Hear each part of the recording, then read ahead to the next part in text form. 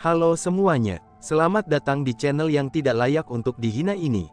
Sebelum kita mulai, atur posisi santainya, seruput kopinya, dan mari kita berkhayal.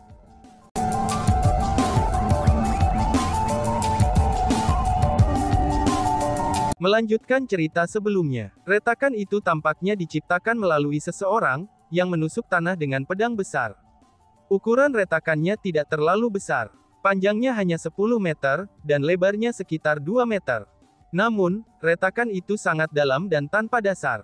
Kemudian yang paling aneh adalah, bahkan ketika menggunakan mata surgawinya, Chu Feng tidak dapat menentukan seberapa dalam celah itu. Dia juga tidak bisa menentukan, di mana retakan itu mengarah. Tujuan dari celah itu adalah tempat yang tidak dikenal. Namun, kebetulan sekali kekuatan yang memanggil gelang metamorfosis misteri realem berasal dari celah itu. Jadi, meskipun celah itu mengarah ke lokasi yang tidak diketahui, tapi Chu Feng tidak punya pilihan selain memasukinya jika dia ingin memeriksanya. Dan, wush, tiba-tiba saja, Chu Feng melambaikan tangannya. Segera, ia mengirimkan sinar kekuatan bela diri yang memasuki lingkungan retakan. Chu Feng sedang mencoba menggunakan kekuatannya, untuk secara paksa memotong celah. Selama retakan itu bertambah besar, maka secara alami ia akan bisa melihat apa yang ada di celah itu dengan lebih jelas. Namun sayangnya, serangan Chu Feng tidak berdampak pada retakan. Ini aneh. Kenapa tanah di sini sekuat ini? Bahkan dengan kekuatanmu, kamu sebenarnya tidak dapat menyebabkan sedikit pun kerusakan. Chu Feng, tempat ini sudah jelas bukan tempat yang biasa. Jika kamu memasuki celah itu untuk memeriksa beberapa hal, kamu kemungkinannya akan menghadapi shenanigans. Kamu harus ingat untuk berhati-hati dalam segala cara. Jika situasinya berubah menjadi salah, maka segeralah pergi, ucap si ratu. Setelah menemukan bahwa retakan pada permukaan tanah itu luar biasa, si ratu menjadi penasaran. Namun, si ratu masih mengkhawatirkan keselamatan Chu Feng. Itulah sebabnya dia mengingatkan Chu Feng untuk segera pergi jika situasinya salah. Pada saat itu, Chu Feng merasakan penderitaan yang tak terucapkan dan pahit. Dia benar-benar ingin memberitahu Ai Ratu bahwa, lingkungan sekitarnya sudah lama berubah. Namun, Chu Feng tidak bisa mengatakan itu padanya. Alasan untuk itu adalah, karena dia ingin memasuki celah dan menyelidiki berbagai hal. Jika dia mengatakan apa yang dia rasakan, maka dia pasti tidak akan membiarkan dia mengambil risiko seperti itu. Sejujurnya, berada di hutan seperti itu dan melihat celah di tanah, Chu Feng benar-benar merasa bahwa itu bukan celah, melainkan pintu masuk ke neraka. Apa yang menunggu Chu Feng sangat mungkin adalah iblis, hantu, dan roh jahat yang tak terhitung jumlahnya. Namun, Chu Feng tidak punya pilihan lain. Karena bagaimanapun, seperti yang mereka katakan, keuntungan hanya dapat ditemukan dalam bahaya.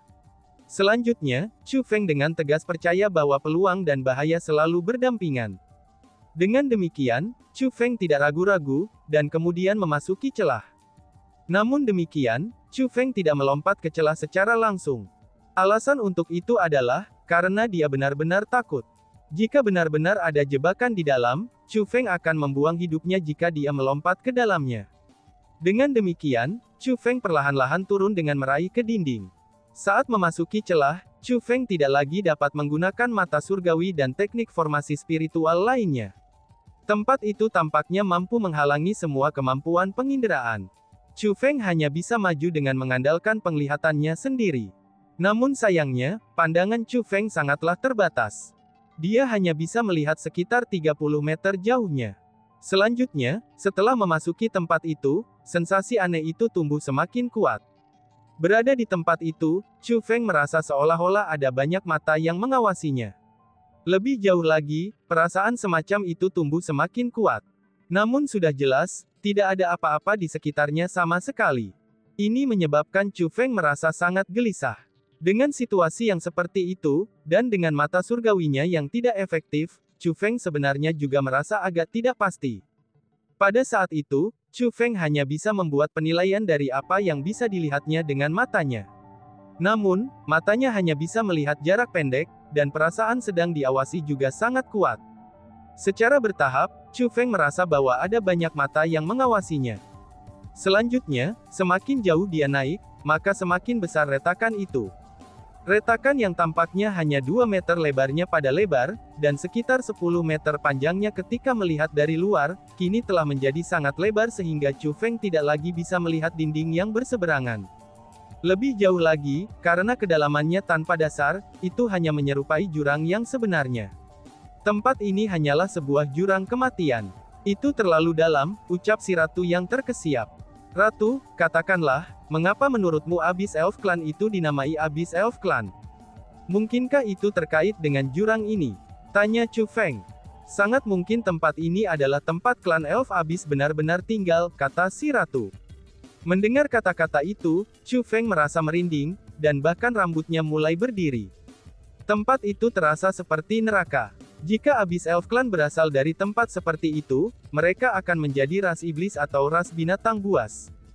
Namun menurut Chu Yuyuan, klan Abyss Elf adalah ras yang sangat indah dengan pria tampan dan wanita cantik. Tubuh mereka juga mengeluarkan semacam temperamen khusus.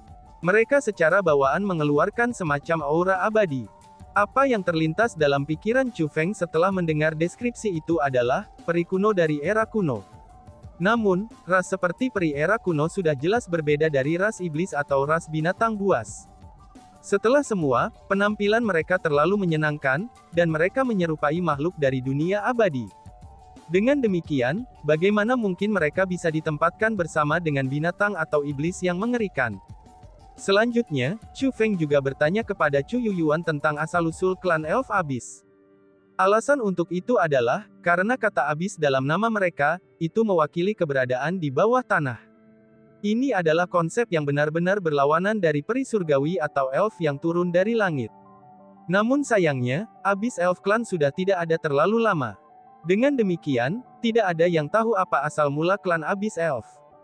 Bahkan pada masa ketika klan Elf Abyss berkuasa atas alam atas Ciliokosem besar, tanah suci klan Elf adalah area terlarang yang tidak seorang pun diizinkan masuk. Selain itu, Abyss Elf Clan tidak akan pernah membawa tamu mereka ke Sacred Ground Elf Clan. Dengan demikian, praktis tidak ada yang memasuki wilayah Abyss Elf Clan. Paling-paling, mereka akan menghargai pemandangan indah dari tanah suci klan Elf, dan merasakan energi alami yang kuat yang dipancarkan oleh tanah suci klan Elf dari luar. Apa sebenarnya klan Abyss Elf ini? Mungkinkah mereka benar-benar ras yang merangkak keluar dari jurang yang dalam ini? Pikiran Chu Feng tumbuh semakin gelisah, dan rambutnya yang berdiri tegak tidak bisa tenang. Karena bagaimanapun, Chu Feng telah melihat beberapa makhluk yang datang dari bawah tanah. Sebagai contohnya, ada kaisar magma yang hampir menghancurkan seluruh alam bawah leluhur bela diri. Dia juga adalah eksistensi yang datang dari bawah tanah. Ada juga binatang buas era kuno yang disegel jauh di bawah tanah, dan mereka juga makhluk yang membunuh dan berdarah dingin. Dengan demikian, kesan Chu Feng terhadap keberadaan dari bawah tanah tidak baik sama sekali. Bas-bas. Tepat pada saat itu, Chu Feng merasakan gelang metamorfosis misteri realem di tangannya mulai bergetar hebat. Setelah itu, Chu Feng bisa merasakan banyak helai kekuatan aneh yang mengalir keluar dari bawah tanah. Mereka diserap oleh gelang misteri metamorfosis. Ratu, gelang metamorfosis misteri realem milikku ini berubah. Apakah kamu melihat itu? Ada semacam kekuatan di sini yang dapat diserapnya. Aku merasa bahwa gelang metamorfosis misteri realemku ini tampaknya terbangun. Chu Feng dengan liar beraukacita. Bahkan kegugupan dan kegelisahan yang dia rasakan sebelumnya, itu menghilang begitu saja. Memegang gelang metamorfosis misterius di tangannya, Chu Feng dapat dengan jelas merasakan perubahan yang terjadi di dalamnya. Tidak perlu menyebutkan betapa berharganya harta karun gelang metamorfosis misteri realem itu. Itu adalah harta yang paling berharga, harta yang menantang surga yang mampu mengubah sekelompok orang yang sangat tidak berbakat dalam berkultivasi, itu menjadi seorang ahli kultivasi. Itu jauh lebih berharga daripada gelang pelindung tertinggi di tangan kanan Chu Feng. Itu benar-benar harta yang mampu memunculkan perang berdarah di dunia kultivasi bela diri. Chu Feng sangat gembira. Setelah semua, jika gelang metamorfosis misteri realem mampu mendapatkan kembali kekuatannya, itu akan menjadi hal yang benar-benar menggembirakan bagi Chu Feng. Namun sayangnya, sepertinya kekuatan di dalam jurang agak terbatas. Paling tidak, kekuatan di dalam jurang di lokasi Chu Feng saat ini sangat terbatas. Jadi, jika Chu Feng ingin gelang metamorfosis misteri rilamnya terus menyerap lebih banyak kekuatan jurang, maka ia harus terus turun. Benar saja, saat Chu Feng turun, gelang metamorfosis misteri realem mulai bergetar lagi. Lebih jauh lagi, getaran kali ini jauh lebih intens daripada terakhir kali. Ini berarti bahwa Chu Feng harus turun lebih dalam ke jurang, karena intensitas kekuatan dalam jurang juga meningkat. Chu Feng mulai mempercepat penurunannya. Alasan untuk itu adalah, karena kekuatan yang diserap oleh gelang metamorfosis misteri rilamnya semakin terkonsentrasi, itu ketika dia pergi semakin dalam. Pada gilirannya, gelang metamorfosis misteri realem akan terbangun lebih cepat. Apa itu? Ucap Chu Feng. Namun, setelah turun sangat jauh ke dalam jurang, ekspresi Chu Feng tiba-tiba berubah. Dia terkejut setelah menemukan bahwa, ada mayat yang mengambang di dekatnya. Mayat itu mengambang di udara begitu saja. Mayat itu mengenakan pakaian yang sangat megah. Namun, tubuhnya telah berubah menjadi tulang. Untuk seorang kultivator yang telah mencapai tingkat kultivasi tertentu, tulang mereka akan menjadi harta bahkan dalam kematian. Tulang mereka akan memancarkan kecemerlangan samar. Namun, tumpukan tulang itu benar-benar redup dan tanpa cahaya. Chu Feng telah menyaksikan adegan seperti itu sebelumnya. Hanya ada satu alasan mengapa tumpukan tulang akan berakhir dalam kondisi seperti itu. Ini artinya, sumber energinya telah disuling, dan disedot hingga kering oleh seseorang. Selanjutnya, apa yang menakutkan tentang tumpukan tulang itu sudah jelas bahwa, energi sumbernya telah dihisap kering. Tumpukan tulang tidak lengkap, itu kurang lengan dan kaki. Selain itu, ada bekas goresan yang terlihat di sisa-sisa tulang yang mengambang di udara. Ini berarti bahwa pemilik tumpukan tulang itu telah disiksa sampai mati. Untuk menemukan mayat seperti itu di tempat yang menakutkan ini, bagaimana mungkin Chu Feng tidak takut? Apakah itu elf abis? Ucap si ratu yang juga memperhatikan mayat itu. Aku tidak tahu, kata Chu Feng. Chu Feng, jangan terus ke bawah. Tempat ini sangat mencurigakan, kata si ratu. Biarkan aku melanjutkan sedikit lebih lama. Aku tidak ingin melakukan perjalanan di sini dengan sia-sia, balas Chu Feng. Pada saat itu, gelang misterius metamorfosis Chu Feng telah berhenti menyerap kekuatan di dalam jurang. Jika Chu Feng ingin gelang metamorfosis misteri untuk terus menyerap kekuatan, maka dia harus turun lebih jauh. Dengan demikian, Chu Feng melanjutkan penurunannya lagi. Namun, di saat Chu Feng turun lebih jauh, dia melihat semakin banyak mayat. Awalnya, Chu Feng hanya bisa melihat satu mayat. Namun, bidang pandang Chu Feng sekarang dipenuhi dengan sisa-sisa kerangka. Jumlah mereka sangat besar, sehingga orang tidak bisa menentukan berapa banyak mayat yang ada di sana. Selanjutnya, mayat-mayat itu semua mengenakan pakaian yang sama. Selain itu, beberapa mayat memiliki token di atasnya. Di token itu adalah kata-kata Abyss Elf Clan. Token mereka memverifikasi identitas mereka kepada Chu Feng, dan semua sisa-sisa kerangka itu milik Abyss Elf.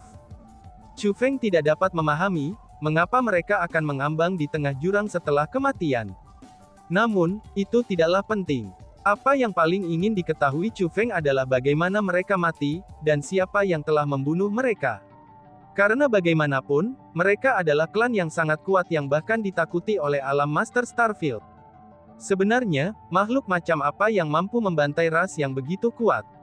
Selanjutnya, mereka melakukannya dengan menggunakan metode yang kejam. Jadi ternyata, menghilangnya Abyss Elf Clan dalam waktu semalam dari alam atas Ciliocosm besar, itu bukan karena mereka meninggalkan alam atas Ciliocosm besar. Tapi sebaliknya, mereka benar-benar dibantai oleh seseorang.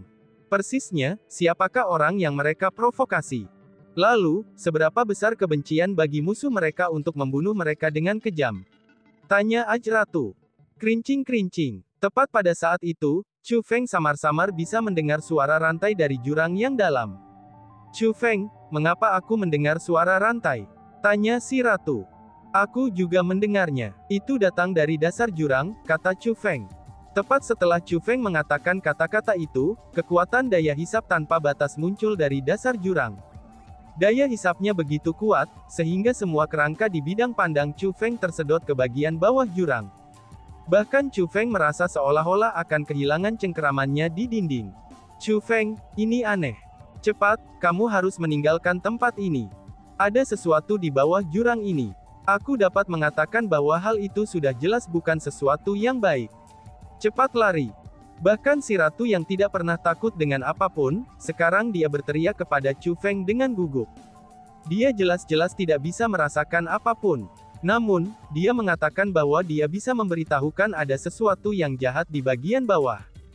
Hanya ada satu penjelasan untuk itu, dan itu adalah intuisi. Itu adalah intuisi ratu sebagai roh dunia Asura. Sementara si ratu telah membuat keputusan tentang seberapa berbahaya tempat itu berdasarkan intuisinya, dan Chu Feng merasakan aura yang menakutkan. Setelah kekuatan hisap muncul, Chu Feng merasakan aura yang sangat berbahaya menyelimutinya. Diselimuti oleh aura itu, Chu Feng tidak lagi merasa seolah-olah berada di neraka. Tapi sebaliknya, dia sebenarnya berada di neraka itu sendiri. Bahkan bernafas pun menjadi sangat sulit. Dengan situasi seperti itu, bagaimana mungkin Chu Feng berani terus ragu? Dia segera melepaskan kekuatan penuhnya, dan mulai dengan cepat memanjat dinding. Untungnya, meskipun daya hisapnya sangat kuat, tapi itu tidak dapat menyeret Chu Feng ke dalam jurang. Selanjutnya, saat Chu Feng terus naik ke atas, daya hisap mulai semakin lemah. Pada akhirnya, Chu Feng berhasil keluar dari jurang. Pada saat itu, Chu Feng meneteskan keringat. Dia memperhatikan bahwa kakinya pun sudah menggigil. Sangat jarang bagi Chu Feng untuk takut ke tingkat seperti itu. Tapi kali ini, dia benar-benar takut. Chu Feng berbalik dan menemukan bahwa celah itu masih terlihat sama seperti sebelumnya. Selanjutnya, sekarang dia berada di permukaan. Chu Feng tidak lagi bisa mendengar rantai itu, dan dia juga tidak bisa merasakan aura yang fatal itu. Ini seolah-olah tidak ada yang pernah terjadi. Namun Chu Feng tahu betul, bahwa bahaya di celah itu benar-benar nyata. Itu sudah jelas ada semacam keberadaan yang menakutkan di dasar jurang ini. Chu Feng, kita harus keluar dari tempat ini dengan cepat, desak si ratu. Chu Feng mengangguk. Kemudian, Chu Feng mulai berlari menuju lokasi di mana Ying Mingchao dan Zi Sunyi berada, itu dengan kecepatan tercepatnya.